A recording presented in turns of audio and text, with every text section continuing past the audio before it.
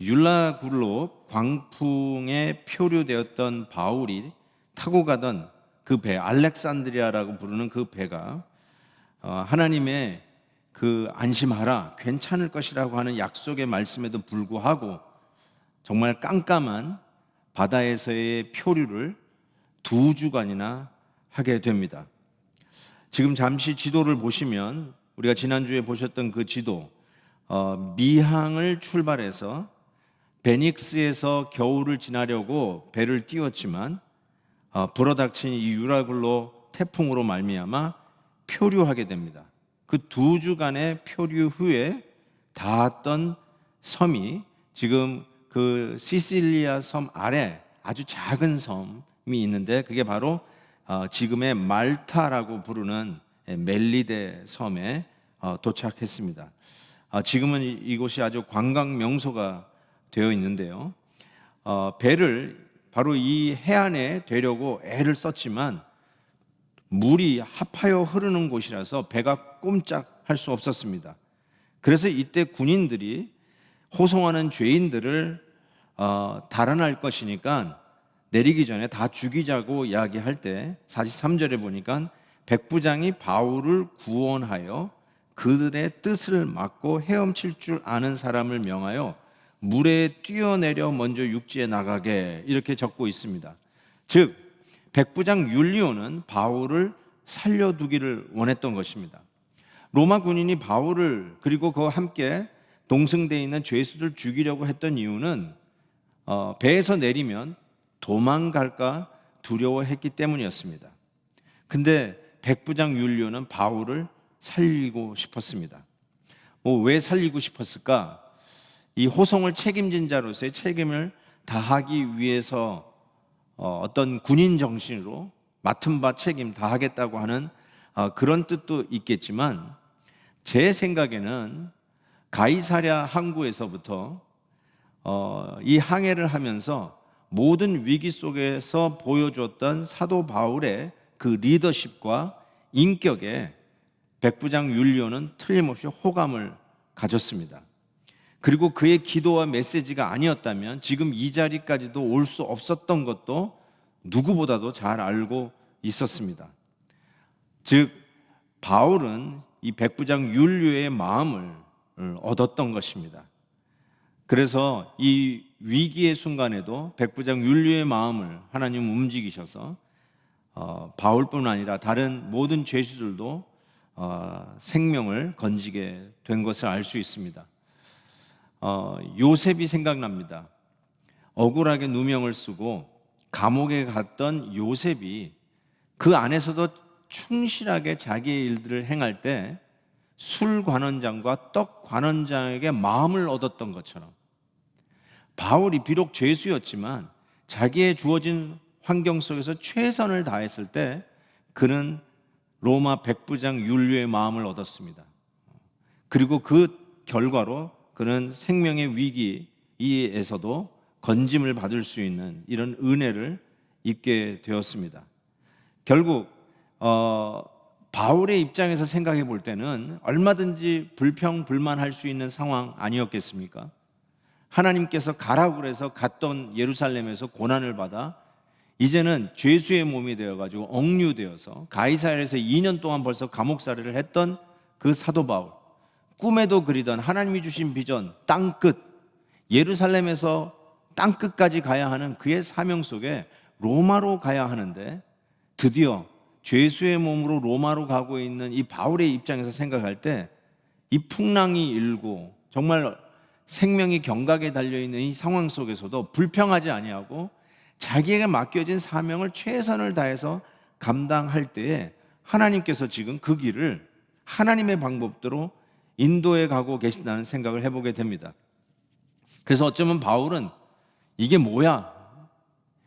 내가 왜 이렇게 고생하면서 죄인의 모습으로 끌려가는 거야? 라고 불평불만했다기보다는 오히려 하나님께서 이렇게 나를 로마까지 무임승차하게 해주시는구나, 프리라이드로 로마를 가게 하겠구나 라고 긍정적으로 생각했다고 생각합니다.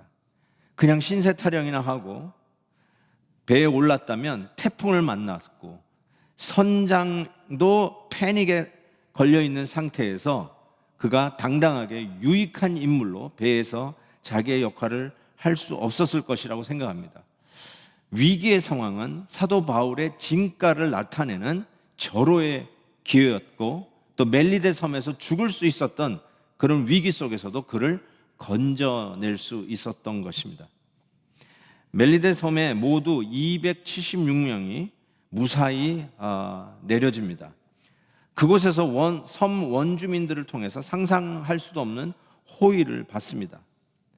비를 맞아 추위에 떠는 자들을 위해서 이 원주민들이 큰 모닥불을 피웠다고 이야기하고 있습니다. 그리고 성경에 보니까 영접해 드렸다고 했습니다. 이것은 단순히 허그를 했거나 악수를 했다는 뜻이 아니라 276명 그 많은 사람들을 식사와 그리고 잠자리를 내주었다라고 하는 의미에서의 영접이었습니다. 대단한 호의를 그들은 받은 것입니다. 그런 상황 속에서 이 원주민들이 이 바울에 대해서 잘못 생각한 양극단이 본문에 나타납니다. 실은 그 모닥불에 사도 바울이 나무를 올려놓다가 독사가 나와서 바울의 손을 물었습니다. 이것을 원주민들이 보았어요. 이 원주민들이 보면서 로마 군인도 있고 또 비즈니스 하는 사람들도 있었을 것인데 이 죄수들도 타고 있는 걸 보지 않았겠습니까? 저 사람들은 누굽니까? 저 사람은 누굽니까?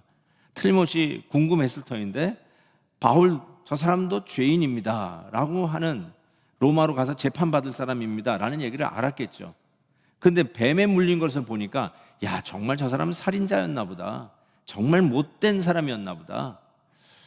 재판을 안 받고 이 로마로 가는 것을 봤는데 하나님께서 공의로 이렇게 심판을 하시는구나 라고 생각했다는 것이죠. 그래서 곧 죽을 줄 알고, 몸이 부어서 곧 죽을 줄 알고 있었는데 가만히 보니까 몸이 붓지도 않고 바울이 그냥 오히려 살아서 버젓이 있는 것입니다. 그것을 보고 이 원주민들이 뭐라고 생각하냐면, 야, 저 살아있는 걸 보니까 저 사람은 보통 사람이 아니라 신이다 라고 이야기를 했습니다. 뱀이 문 걸 보고 야, 저 사람은 하나님으로부터 저주받은 인간이다 라고 생각했던 그들이 이제는 살아있는 모습을 보고 신이다 라고 이야기했던 것입니다. 실은 바울이 신이라고 오해받았던 것은 이번만이 아니죠. 사도행전 14장에 보면 바울과 바나바가 루스드라에서 태어나면서부터 걷지 못하고 발을 쓰지 못했던 자를 일으키는 기적을 베푸는 것을 보게 됩니다. 그래서 사람들이 너무 놀라가지고 저거는 신이다, 사람의 모습으로 우리에게 내려온 신이다 라고 얘기하면서 바나바는 제우스 신과 같고 그리고 바울은 헤르메스와 같다라고 이야기를 하면서 그들에게 예배를 드리려고, 제사를 드리려고 할 때 바울이 옷을 찢으면서 어떻게 사람에게 예배를 드리냐고 만류했던 것이 기억이 납니다. 아마 오늘 본문에는 그 내용은 적혀 있지 않지만 바울을 신이라고 이야기하면서 경외심을 갖고 있던 그 섬 원주민들에게 바울은 틀림없이 예배하려고 하고 신이라고 여기는 그들에게 잘못된 생각들을 지적해 주었을 거라고 생각합니다. 뱀에 물렸다고 하나님의 저주를 받은 자가 아니고, 그렇다고 살아났다고 신이 아니라 이 양극단의 잘못된 생각을 바울은 틀림없이 시정해 주었을 거라고 생각합니다. 본문에 계속되는 내용을 보면 멜리데 섬의 추장으로 여겨지는 보블리오라고 하는 자가 바울과 그 일행에게 호의를 베푸는 장면이 7절에 나타납니다.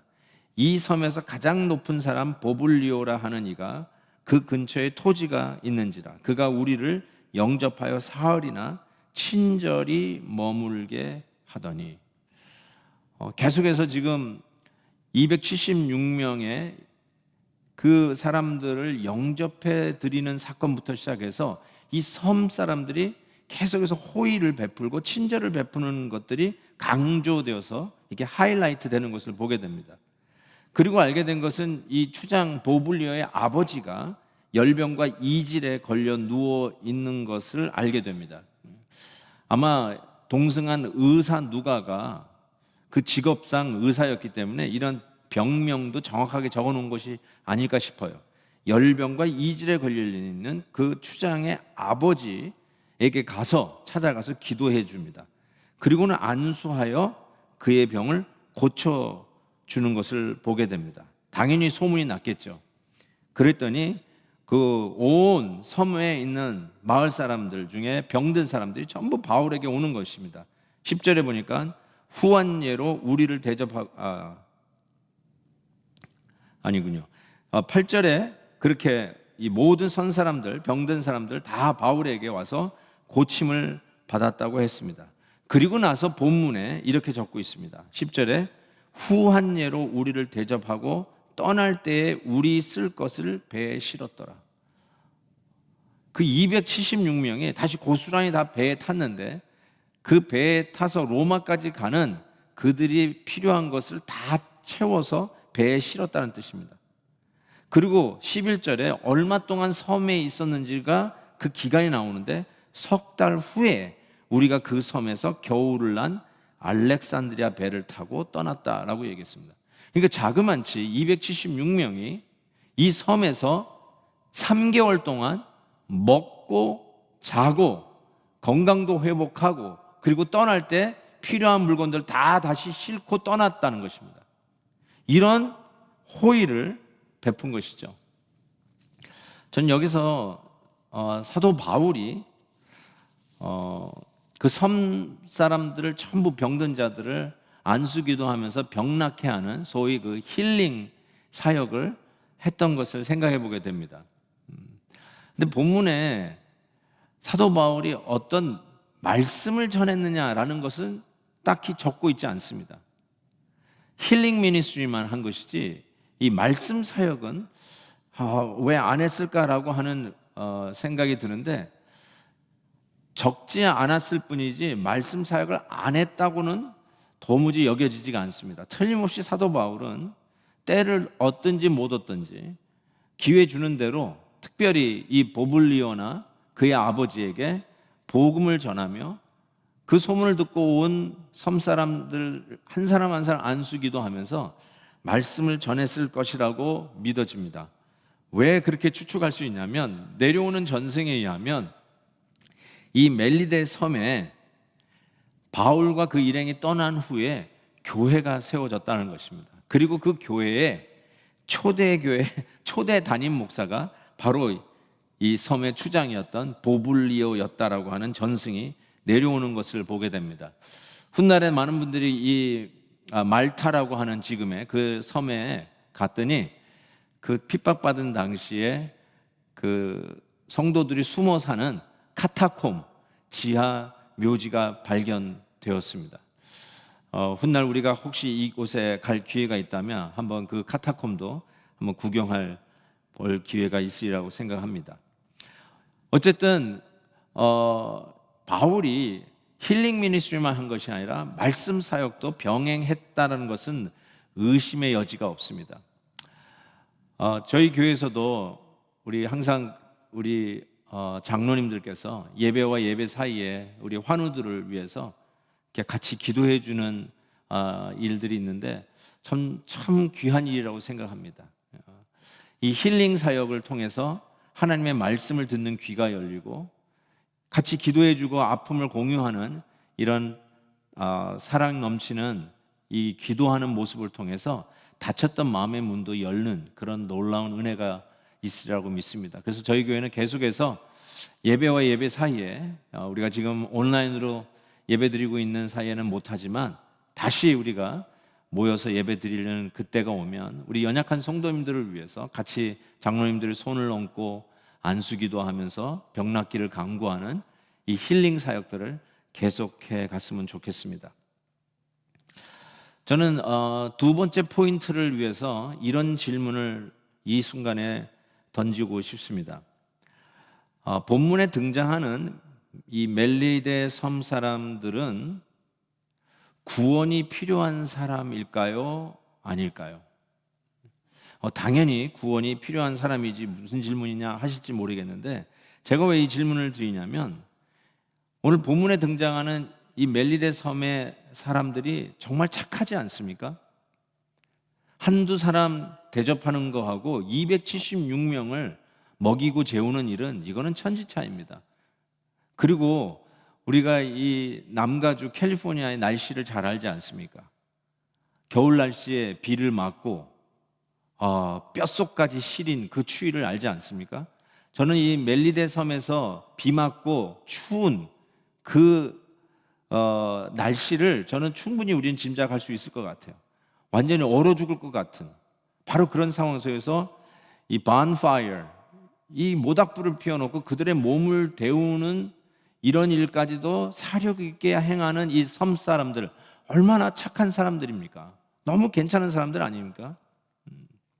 그것도 하루 이틀 봐준 것도 아니고 276명을 석 달 동안이나 돌봐주고 보낼 때 잔뜩 그 배에 필요한 물건들 다 실어서 보내는 이 모습들 말입니다. 얼마나 착한 사람들입니까? 그래서 우리가 혹시 잃어버릴 수 있는 것들이 있습니다. 맞아요. 우리가 사람들이 착하면 정말 좋겠습니다. 정말 좀 사람들이 착해졌으면 좋겠습니다. 예수를 믿어도 참 독한 사람들이 있어요. 예수를 오래 믿었는데도 정말 그 까다로운 성격은 바뀌지 않는 사람들이 있습니다. 그런 거 보면 지금 교회 안 다니는 착한 우리 아들이 더 나은 것 같다고 생각할 때가 있어요. 예수를 믿는다고 하면서도 교회에서 사고나 치는 사람들, 그런 사람들보다는 특별히 이렇게 코로나 바이러스로 온 세계가 어렵고 힘든 가운데 이웃을 위해서 만불씩 이렇게 쾌척하는 불교 신자가 더 낫다라고 생각할 때도 있습니다. 그러나 우리가 아무리 착한들, 제가 그래서 이 질문을 던지고 싶은 거예요. 그렇다고 우리가 아무리 착한들 예수 그리스도의 구원이 필요 없을 정도로 착한 사람이 있겠습니까? 이사야 선지자는 우리의 의를 이렇게 얘기하죠. 우리의 의는 더러운 옷 같다. All our righteous act is like filthy rag. 걸레 조각 같다는 거예요. 우리가 아무리 착해봤자 하나님의 공의 눈으로 볼 때는 우리는 걸레 조각과 같다라고 이야기하는 것이죠. 우리가 아무리 친절하다고, 아무리 착하다고 하나님의 말씀 앞에서 죄인임을 깨닫지 못한다면 우리는 어쩌면 C.S. 루이스가 이야기한 대로 lost in niceness, 우리의 착함 때문에 우리가 쉽게 잊어버리는 어떤 새로운 상태, 착하기 때문에 필요성을 느끼지 못하는 그런 상태에 빠질 수 있는 위험이 있다는 것입니다. 마치 교회는 안 가도 예수님을 향한 신앙 고백이 없어도 우리 아들, 딸 올 A 학생이고 좋은 대학 가면 that's okay, 별 걱정을 안 해요. 오히려 공부 못하고 대학 못 갈까 봐 걱정이지, 예수 잘 믿지 못할까 봐 걱정, 이거 하기보다는 우리 아이들 대학 잘 못 갈까 봐 그 걱정이 더 앞서는 거죠. 우리 애 나쁜 짓 안 하니까, 착하니까 교회 안 가도 괜찮아, 그런 스스로 자위하는 마음, 그걸 C.S. 루이스는 lost in niceness, 착함 속에 잃어버리는, 우리가 잊고 있는 것이라고 얘기할 수 있겠죠. 20세기에 가장 영향력이 있는 기독교 사상가이며 옥스퍼드 대학 교수까지 지내셨던 C.S. 루이스의 명저 그 순전한 기독교에 보면 이 부분을 이렇게 표현하고 있습니다. 실은 여기서 오늘 설교 제목을 따왔는데요, 이 번역에서는 호감 주는 성품이라 했지만 저는 이걸 그냥 착한 성품이라고 번역하고 싶습니다. 제가 읽어보겠습니다. 건전하고 원만한 성격은 아주 좋은 것입니다. 우리는 되도록 많은 이들이 이런 성품을 갖춘 사람들로 자라날 수 있는 세상을 만들기 위해 의학적, 교육적, 경제적, 정치적 수단들을 총동원해야 해서 노력해야 합니다. 모든 사람이 충분히 먹고 살 수 있는 세상을 만들기 위해 노력하듯이 말이죠. 그러나 모든 사람을 이렇게 만들 수 있다고 해서 그들의 영혼까지 구원할 수 있는 것은 아니라는 사실을 알아야 합니다. 비참한 세상에 구원이 절실히 필요한 것 못지않게 자신의 성품에 만족한 채 그 이상을 추구하지 않고 하나님께 등을 돌리고 사는 호인들의 세상에도 구원은 절실히 필요합니다. 구원받은 사람은 지금 이 땅에서도 개선된 모습을 보일 뿐 아니라 종국에는 상상도 못할 정도로 개선된 모습을 갖추게 되지만 그럼에도 불구하고 개선이 곧 구원은 아닙니다. 하나님은 이 피조물들을 아들로 삼기 위해 인간이 되셨습니다. 단순히 옛사람을 좀 더 낫게 개선시키기 위해서가 아니라 완전히 새로운 종류의 인간을 만들기 위해 이 땅에 오신 것입니다. 이것은 말에게 더 높이 뛰는 법을 가르치는 대신 말을 아예 날개 달린 동물로 변신시키는 일과 같습니다. 우리가 예수 안에서 변해가고 예수님 때문에, 예수 믿기 때문에 우리가 좀 더 예수님의 성품을 닮아가는 면이 분명히 있습니다. 정말 고쳐지지 않는 못된 성격들, 우리는 예수 그리스도 안에서 고쳐가야 할 분명한 이유가 있습니다. 그럼에도 불구하고 우리가 성격이 나쁘기 때문에 예수를 믿어야 되는 것이 아니고요, 성격이 착해도 우리는 절대적인 구원의 필요성을 가져야 하는 죄인인 것을 성경은 가르쳐 줍니다. 우리 섬 사람들이 착한 모습을 보면서, 그리고 혹자가 잘못 주장하는 것처럼 바울이 이곳에서 말씀을 전하지 않는 이유는 그들에게 어쩌면 착하니까 구원이 필요 없다라고 하는 잘못된 해석을 내놓는 것처럼, 우리가 반드시 기억해야 될 것은 아무리 착해도, 아무리 나이스해도 우리 모두는 하나님 앞에 죄인이라는 사실을 깨달아야 한다는 것입니다. 주님께서는 누가복음 18장에 보면 두 사람을 샘플로 세워놓고 이렇게 얘기했어요. 바리새인과 세리를 비교하면서, 바리새인은 서로 서서 따로 기도하여 이르되 하나님이여, 나는 다른 사람들 곧 토색, 불의, 간음하는 자들과 같이 아니하고 이 세리와도 같이 아니함을 감사하나이다. 나는 일에 2번씩 금식하고 또 소득의 11조를 드리나이다 하고, 그때 세리를 세우시면서 이렇게 얘기하시죠. 세리는 멀리 서서 감히 눈을 들어 하늘을 쳐다보지도 못하고 다만 가슴을 치며 이르되 하나님이여 불쌍히 여기소서, 나는 죄인이로소이다 하였느니라. 내가 너희에게 이르노니 이는 이에 저 바리새인이 아니고 이 사람이, 이 세리가 의롭다 하심을 받고 그의 집으로 내려갔느니라. 무릇 자기를 높이는 자는 낮아지고 자기를 낮추는 자는 높아지리라. 저는 이번 코로나 바이러스 때문에 깨닫는 것은, 눈에 보이지 않는 이 바이러스에 온 세계가 이런 난리를 겪고 있는 것을 보면서 하나님, 우리는 정말로 연약한 자입니다, 이 고백을 겸손히 드리면서 낮아져야 한다는 것을 깨닫습니다. 정말로 우리는 하나님의 은혜로 사는 자들임을 고백합니다. 하나님이 아니면 우리는 정말 아무것도 아닙니다. 지금 우리 입에서 저절로 나오는 고백이 바로 이 고백 아닙니까? 사랑하는 성도 여러분, 우리 모두는 새로운 역사의 변곡점에 서 있다고 믿습니다. 그 누구도 이런 상황을 맞이한 적이 없는 위기의 상황을 우리 모두는 직면하고 있습니다. 세계의 역사는 국력을 증강시키면서 발전해 왔습니다. 힘이 약하면 사라지고 힘이 있는 나라만 부강해졌습니다. 그러나 세계는 세계대전을 2번 치르면서 수많은 젊은이들을 희생해야 했고, 세계는 이념의 동서냉전 시대를 겪어야 했습니다. 소련이 무너지고 베를린 장벽이 무너지면서 이념이 아닌 빈부의 새로운 자본주의 시스템 속에 부와 빈으로 나뉘는 또 다른 경제력 싸움이 지금까지 벌어지고 있습니다. 그러나 나만 잘 살면 되는 것이 아닌 이 세계는 지구촌이라는 사실이 점점 더 확연해집니다. 지구온난화 현상이라든지 공기의 오염, 자연의 파괴 등은 한 나라만 잘한다고 될 수 있는 일은 결단코 아닌 것을 우리는 지금 깨닫게 됩니다. 같이 살아야 한다는 이 자각과 깨달음 속에 많은 국제 기구들이 생기게 시작됩니다. 당연히 유엔이 있고요, EU가 있습니다. 그리고 G20, APEC, 그리고 동남아 국가연합이라 기관인 아세안과 같은 이런 기구들이 생기고, 국제협력기구들, 한국에서는 코이카, 일본에서는 지카, 이런 국제협력기구들도 나라들마다 생기면서 우리가 협력해야 이 지구촌을 우리가 세워가고 다시 일으킬 수 있다라고 다 깨닫고 있는 것 같습니다.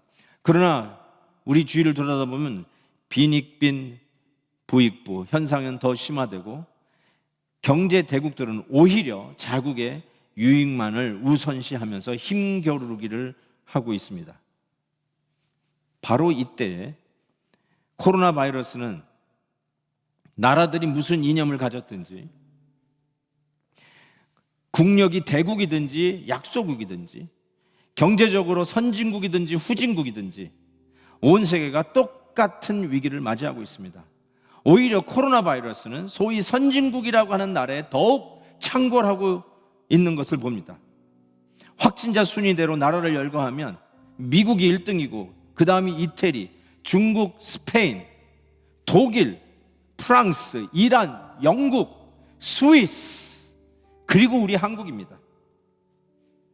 미국만 보더라도 가장 잘 산다고 하는 뉴욕과 캘리포니아가 1등, 2등입니다. 오렌지 카운티, 우리가 살고 있는 우리 동네만 보더라도 도시별로 보니 애나하임이 어제 토요일 통계로 보면 37명, 얼바인이 36명, 뉴포트 비치가 36명입니다. 가장 잘 산다고 하는 그 동네들, 가장 부층이라고 하는 바로 그곳에 가장 많은 코로나 바이러스 확진자들이 나오고 있습니다. 바이러스로 인해서 지난 인류 역사가 지키려 했던 계층과 우열의 나눔, 이 칸막이들이 한순간에 구별 없이 차별 없이 무너져 내렸습니다. 그래서 우리에게 던지는 하나님의 메시지는 이것입니다. 우리는 하나님 앞에 겸손해야 합니다. 우리가 잘 살고 있다고, 우리가 교육을 잘 받았다고, 최강의 나라에서 살고 있다고, 그것도 제일 좋은 동네에서 살고 있다고, 그리고 좋은 교회에서 신앙생활을 하고 있다라고 혹시 잃어버리고 있는 것들, lost in niceness. 코로나 바이러스 앞에서 우리는 우리가 잊고 있었던 것, 망각하고 있었던 것, 당연시 누리고 있었던 것, 우리도 모르게 너와 나 사이에 세워지고 있는 수많은 칸막이들, 수많은 벽들이 이 눈에 보이지도 않는 바이러스 앞에서 영락없이 무너지고 있는 모습을 보면서 우리는 하나님 앞에 겸손하게, 그리고 마음을 찢고 회개해야 한다고 생각합니다. 자기와 같지 않으면 남을 정죄하고 비판하고, 그러면서 상대적으로 얻어지는 자기의 의로움과 정의로움, 그것을 은근히 즐기던 자기 도취에서부터 깨어나야 됩니다. 교회적으로 교만한 적은 없었는지요? 그래도 우리 교회 내가 집사고 장로요, 그리고 목사라고 괜히 뭔가 된 것처럼 우쭐댄 적은 없었는지요? 조금 더 배우고 조금 더 잘 살고 조금 더 근사한 걸로 안 보이는 교만의 칸막이를 치고 있었던 우리가 정확하게 바리새인의 기도를 드리고 있었던 것은 아닌지요? 하나님이여, 나는 다른 사람들 곧 토색, 불의, 간음하는 자들과 같지 아니하고 이 세리와도 같지 아니함을 감사하나이다. 정작 우리가 이 기도를 드리고 있으면서 하나님의 축복 속에 깨닫지 못했던 우리의 죄악들을 보지 못하고 교만하고 있었던 것은 아닌지요? 사랑하는 우리 베델 가족 여러분, 참 힘든 시기를 우리가 같이 지나고 있지만 아무리 생각해봐도 이 시간은 우리 모두가 함께 겸손히 내려앉고 우리가 지난날 어떻게 하나님 앞에 예배를 드렸는지, 혹시 우리 안에 자리를 틀고 있는 교만은 무엇인지를 깊이 들여다보면서 하나님 앞에 겸손히 나아가야 할 때라고 믿습니다. 우리의 자랑과 우리가 더 낫다고 생각하는 의로움들 다 내려놓고 겸손히 주님의 은혜만 찬양하며 그 하나님의 은혜만 바라며 오히려 이 어려운 시기에 하나님이 주시는 은혜로 다시 세움을 받고 회복되어지는 영적 부흥의 시간을 가정마다 가지고 우리가 다시 이 자리에 모였을 때 정말 이전에 드리지 못했던 예배, 이전에 깨닫지 못했던 예배, 저 천국 천상의 예배를 우리가 함께 이 자리에서 나누며 우리 하나님 앞에 영광 돌리는 그날이 속히 왔으면 좋겠습니다. 우리 같이 있는 자리에서 이 찬양을 같이 불렀으면 좋겠습니다. 은혜 아니면 나 서지 못하네. 십자가의 능력 아니면 나 서지 못하네.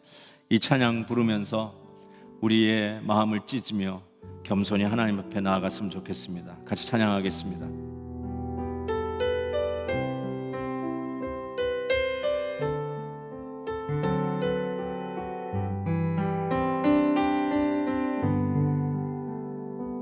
어둠 속 헤매이던 내 영혼 갈 길 몰라 방황할 때에 주의 십자가 영광의 그 빛이 나를 향해 비추어 주셨네. 주홍빛보다 더 붉은 내 죄 그리스도의 피로 씻기어 완전한 사랑 주님의 은혜로 새 생명 주께 얻었네. 은혜 아니면 나서지 못하네. 십자가의 그 사랑 능력 아니면 나서지 못하네. 은혜 아니면 나서지 못하네. 놀라운 사랑 그 은혜 아니면 나서지 못하네. 은혜 아니면 나서지 못하네.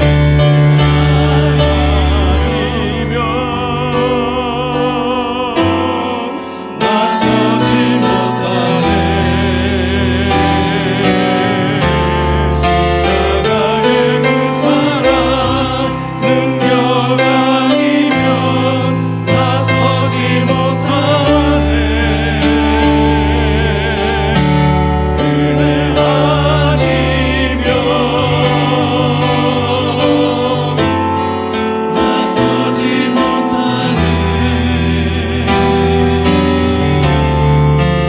놀라운 사랑 그 은혜 아니면 나서지 못하네. 우리 같이 예배드리는 그 장소에서 우리 옆에 있는 분들과 같이 한번 기도했으면 좋겠습니다.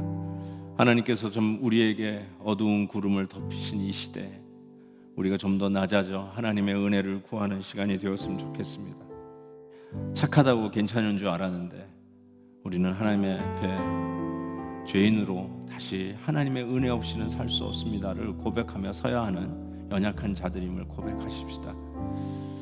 부하면 뭐하고 잘 살면 뭐고 공부를 많이 했으면 그것이 우리를 더 낮게 만드는 것이 아니라 이 눈에 보이지도 않는 바이러스 앞에서 우리 온 세계가 다 그리고 오히려 더 잘 산다고 하는 그 나라들이 더 많은 확진자가 나오면서 우리를 겸손케 하시는 하나님의 섭리가 이 안에 있지 않나 뒤돌아봅니다. 우리가 그 앞에 나아가야 될 것 같습니다. 우리 자녀들과 함께 우리 엄마 아빠들 같이 기도의 손을 바로 잡고 하나님 앞에 겸손히 나아가며 주님 은혜를 주옵소서. 우리를 낮아지게 하신 하나님, 주의 은혜 없이는 살 수 없습니다. 철저하게 나의 의와 나의 자랑과 교만을 내려놓고 하나님의 은혜만 구하는 시간이 되었으면 좋겠습니다. 우리 같이 한번 합심해서 우리 목소리가 들릴 정도로 통성으로 같이 기도합니다.